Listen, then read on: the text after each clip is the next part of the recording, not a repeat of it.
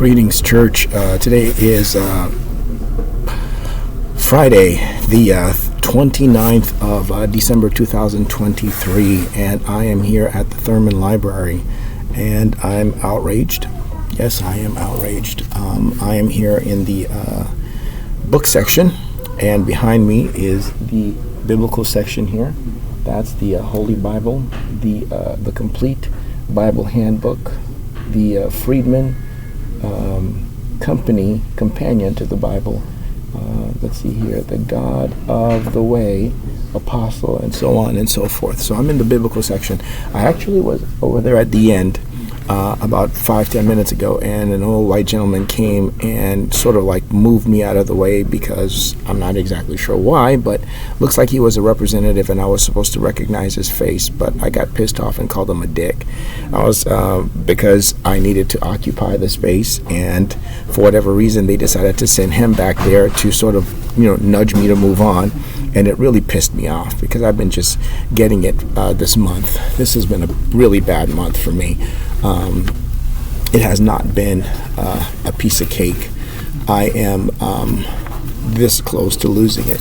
The last time I did a video here at this library, I was showing you my burnt tent. They burned a tent on Broadway and Ankeny. I don't know who possessed them to do that or why they did it.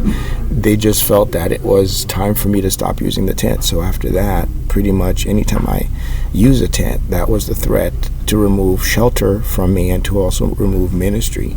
In other words, you can't have a ministry tent, and if you sleep in a tent or do any ministry in a tent, we're going to burn it down. That was pretty much the underlining message. Now, whose underlining message is that? If not the devil, then I don't know who. The devil using the African American community or the Spanish community or whatever, the Klan. I don't know.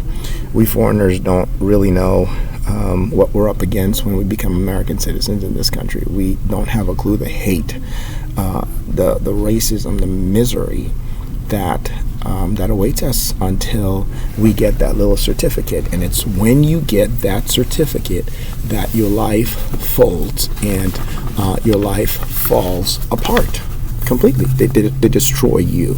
I want to take you back. This is the certificate that I'm talking about here. This is the naturalization certificate. This is a copy of mine, and it's completely blackened, But that's my certificate, and I have something to read to you about that certificate in a few minutes. This isn't going to be too long, just a few minutes. That's all. Here comes another one. That same first generation, they all have some sort of a plan, to bring you down, keep you down, cut you down, rape you down, or something or another, because of your skin, your kinky, your crunchy hair, your darkened eyes. It's always something. Anyway, I stayed. Let's go back to about the 12th after the tent was burned down. The next day, the 13th, I was allowed to go back to Portland Central Nazarene Church. And when you go to that church, this is what they give you. They give you this card here. See that card? That's the card that they give you. And when they give you the card, you're allowed to come in every night. And first comes, first serve. If you were there the night before, they let you in first. So they did that for me 10 times, 10 nights in a row. I was grateful. But it was painful because every time I went in, behind me came Gabriel, and with Gabriel is the whole lineup of the gay community, the black community, Windsor, and all of the people that have brought her to the West and supported her, John MacArthur. So I am sleeping in a church where it's like it's a sanctuary on Sunday mornings, but at night it's where they set up mats for people dealing with houselessness to come and to sleep, right, or whatever. So I went there and they allowed me to stay as I'm looking for housing and as I'm doing ministry in the city. And every night with clockwork, I was molested, I was pierced, and everybody was in on it. They knew she was going to come, and that's a grand that's a grand position in Portland, Oregon, Seattle, Washington, and Sacramento, Los Angeles, California, anywhere in the West Coast. This is the woman. She was a former guardian, but now, she's the woman to give them Anyway, I'm going to cut this short. So anyway, that was a church that allowed me to stay, but the way they let me go was kind of subtle. They brought the African American community in. They accused me of doing drugs in the bathroom to basically patch up what they had been doing for 10 days, which is molesting me. And I didn't say anything. I couldn't do anything about it, even if I wanted to. I took it to the police department. I took it to the Multnomah County Courthouse. I preached 2 sermons to them on Isaiah 56:7 and Isaiah 21:13. 2 sermons back to back, one day after another, basically addressing the fact that what Jesus had made mention of: do not turn my Father's house into a den of robbers. In other words, stop, demoralizing my church. Do not bring sexual immorality into the church. Well, they did, and I preached against it. And their response was, you leave, don't come back for a year. We don't want nothing to do with you. Okay. They opened another place for me to stay. I've been staying there, but it's a continuation of everything that I got from Portland Central Nazarene Church shelter. It's a continuation. Same thing, different community. Nothing has changed. Nightly. Anyway, I had a flash drive. The flash drive that where I had the 25 pictures taken for the tent, the fire, and the video, and whatever Word document was on there stolen. Okay, so we have the shelter that kicked me out, the stolen flash drive. They are still controlling USPS. That is, they're still controlling USPS, so that means they have the mail. And not only do they have the mail, I ordered a phone from Lifeline. They had to return the mail. They had to return it. And now today I found out it was stolen. The first time they returned it, the second time it's been stolen. So I'm not exactly sure how I'm ever going to get a telephone back.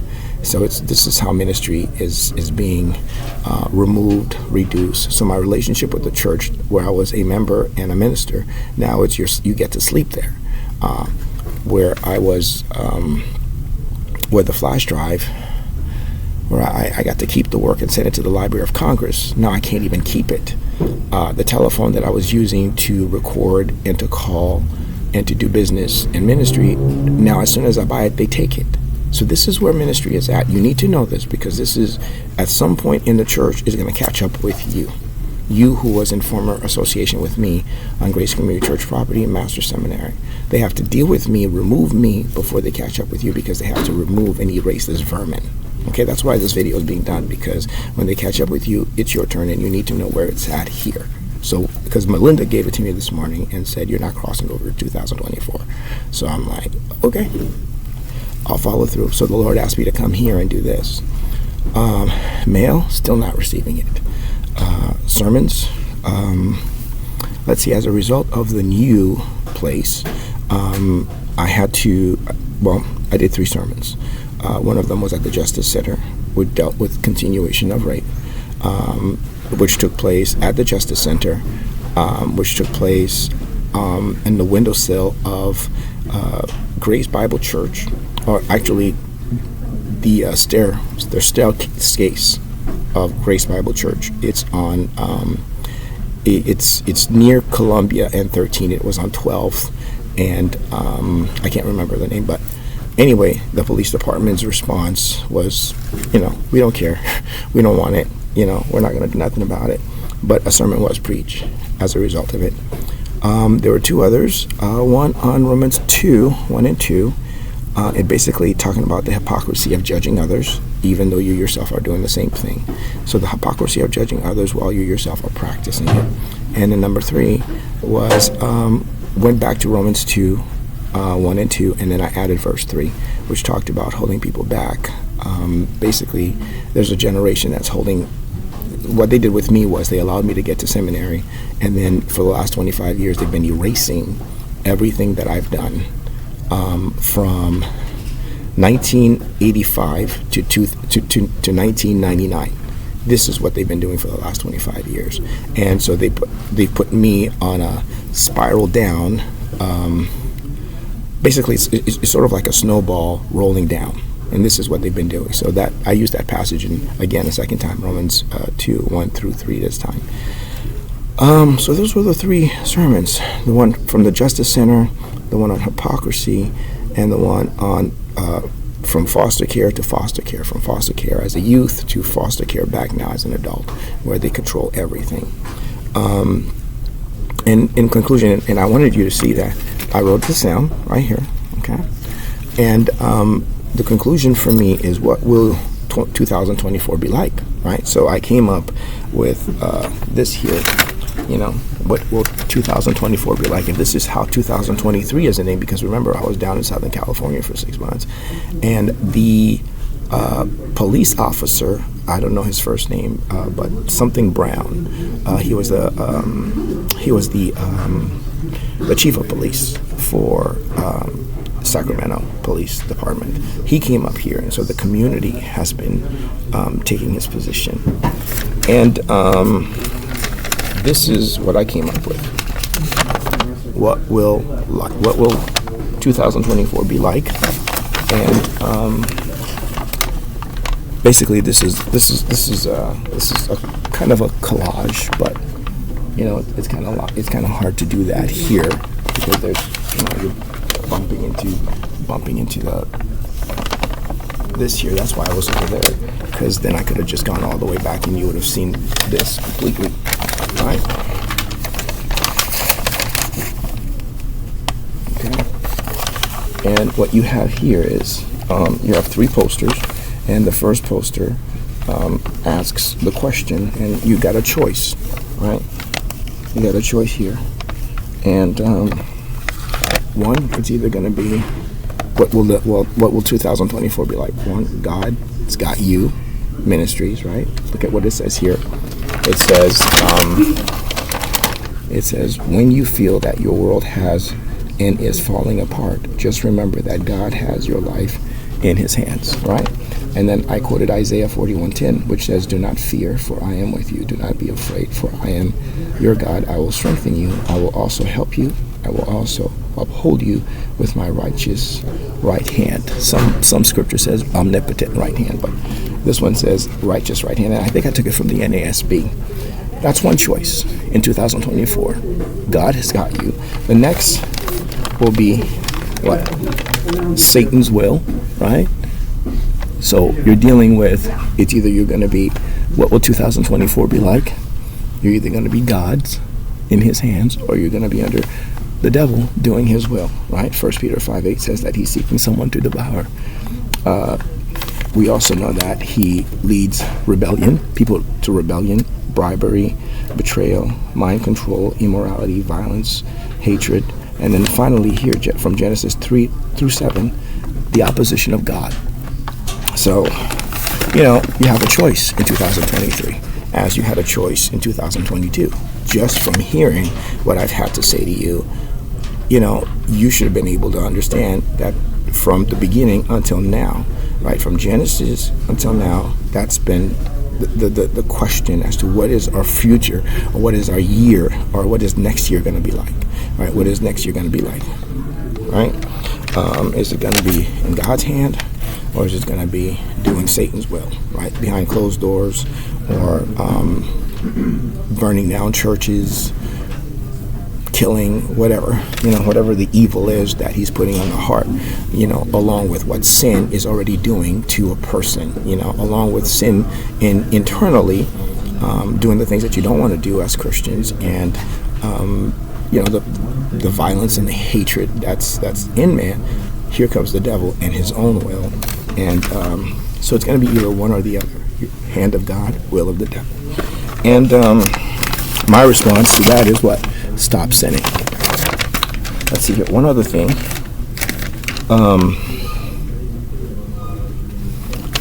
Another poster that I came up with for 2024. This is what everybody's going to be dealing with right here. Who needs one? So you got God's got you. That's one way. Satan's will. That's another. And then we don't know the hour or the day, right? So who needs one, right? In 2024, nobody knows why, because God says Genesis 2:17, you will certainly die. I feel like I need to prepare you for this. Why? Because that's what's happening every single day. Right now Hamas is kicking Israel's rear end over there and killing so many people, and those people did not deserve that. But you know what? That's what sin and that's what Satan brought into the world is death. Right? This is Satan's biggest job. This is what he brought into the world here. That was the warning in Genesis. Do not eat the fruit or you're going to die. Right there it is right there. How many do you need? And you can extend the page this way, this way, this way, this way, with however many people. How many Jews need this, right? How many Hebrews and people from Hamas need this? How many people from Russia and Ukraine? And not including the United States, right? I just got cut down and somebody says you're not a leader. It's okay. I don't have to be. I don't have to be leading a community of pagans to believe in God's gospel, right? Or to relate it to other Christians who do believe. So anyway, let me finish real quick here. One of the workers is right there, and he's putting away books or something. I'm not sure, so I don't want to get in that way. So anyway, so during the course of my dealing with Portland Central Nazarene Church, I went to immigration, and this is after I'd been hit I don't know how many times. And when I got kicked out, the Lord basically told me, why don't you go to the immigration, and one night I was trying to get a blanket and they wouldn't give me the blanket. Different homeless communities, I'm not going to name them because I'm going to need them, different communities, and I went to 3 different ones, and then finally it was just like, we will not give in and will not give you a blanket. It's not that I don't have one in the storage. I've got more than enough in the storage, but that specific night they were so adamant and so pissed off. It's like, we are going to judge you, and and so I said, okay, fine. So I went to I ended up going to the naturalization certificate, and basically this is the law right here. This is the violations. I wrote here the violations of U.S. laws, right? It says 8 U.S. Code 1328, importation of alien for immoral purposes. And then it says here it's illegal and forbidden. And then also 1 Thessalonians 4:1-8, which says abstain from sexual immorality. And then 13th Amendment, right, which says slavery has been abolished. So in 2023, these are the 3 that I have had to deal with. The raping, the sex, again, the sex, and then slavery. I want to read this to you. This is coming from the immigration online site. It says this: the importation, and this is what I'm reading right here, right? It says the importation, and this is this one right here. It says the importation into the United States of any alien for the purpose of prostitution or for any other immoral purpose is forbidden. That means no prostitution or any other immoral purpose. There's not supposed to be. Why? It leads to death. The wages of sin is death. So this law here, look, this law here, pause it. Now read the whole thing. I can't read it for you. I'm in a library, and it's been too long. Pause it. Now read the whole thing. Okay. This law agrees with what I'm about to read here. It says here in 1 Thessalonians, listen to this, 1 Thessalonians 4, it's 1-8. Paul says this, finally then, brethren, I'll just read to you verse 3. You can read it yourself. It says here, for this is the will of God, your sanctification, that is that you abstain from sexual immorality. Okay? Right here. So between these 2 laws, here it is again. No here and no here. You understand? 3 times. And then when you have the Constitution, what does the Constitution tell you right here? 13th Amendment. Right here. 13th Amendment. What does the 13th Amendment say? 13th Amendment says what? except as punishment for criminal offense, forbids forced slavery and involuntary servitude. These people are deliberately doing this to my life and to the lives of other Haitians and other Christians who don't need it. When we get that naturalization certificate, the consequence of it, the misery of it, being in another man's ass or having to deal with immorality is what? Sicknesses and diseases. This is from Multnomah. This is from Multnomah County Health Department. Okay, sicknesses, and then what else? And death. So what is God saying here, church? What is God saying here from the beginning till now, 2024, which is coming up, right? What is he saying? You want to know what he's saying? In a nutshell.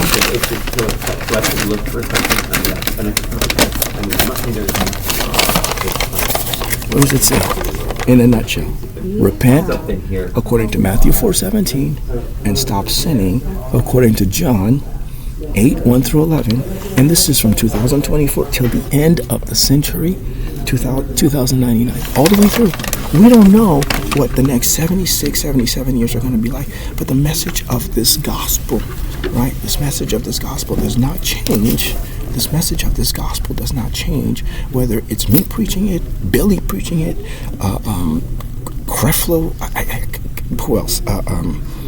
Louis Palau. Who's out there? I don't know anymore. I'm no longer a part of the church, the known church. I'm struggling and fighting these wicked devils, and there's nothing I can do about it. And for the people who have an issue with my beauty, the Word of God says in Proverbs, I want to read this to you, Proverbs 31, because they're always calling me ugly, and I am, and I'm glad I am, because, when I was a boy, now I'm a man, what difference does it make, right? Proverbs 31 says this. Proverbs 31 says this. Proverbs 31 says this. It's war.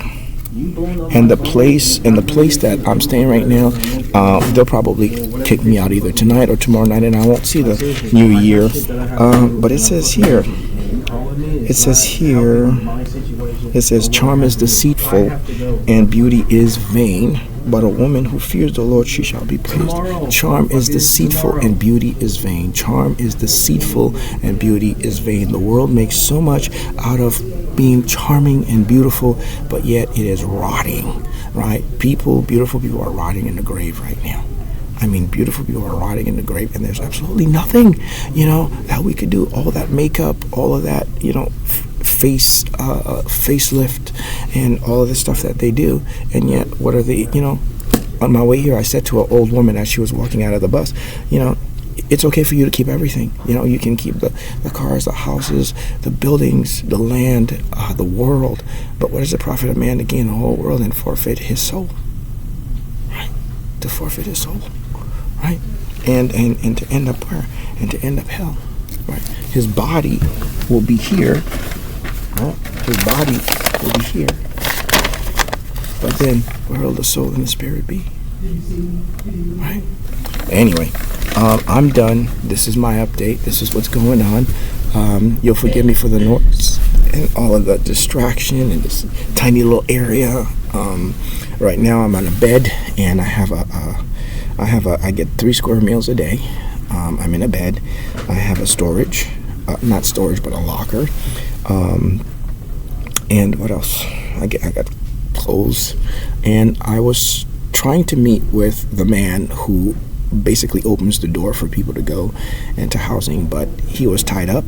I checked with another facility where I had put in an application, but I wasn't able to talk to the manager there either. So it's really dangerous, very dangerous, because like I said, Satan's will is rebellion, immorality, betrayal, mind control, and he's got them twisted around his little finger. And I feel bad for these people because they don't understand that the gospel is so simple.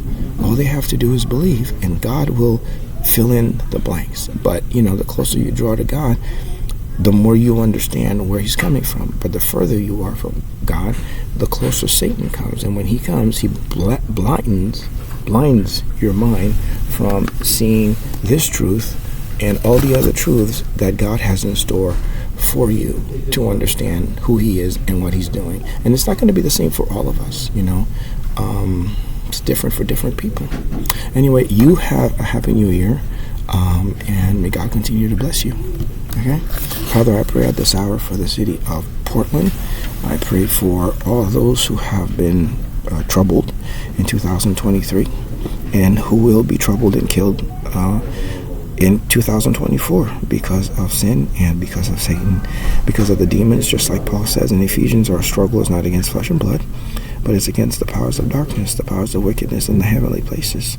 The American people, Lord God, rely heavily on material and heavily on the world, but the thing that they forsake the most is the thing that they need the most is prayer and to nourish on the pure milk of the word, so that by it we may grow in respect to salvation, what Paul had written to the church in Asia Minor. May you continue to bless and watch over me and open the doors as I need it. May you put a hedge of protection around me so that I may see 2024. In Jesus' name, amen. May you be with my family also.